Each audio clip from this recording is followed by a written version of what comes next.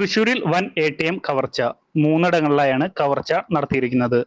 കാറിലെത്തിയ സംഘം gas cutter ഉപയോഗിച്ച് ATM തകർത്ത് പണം കവരുകയായിരുന്നു.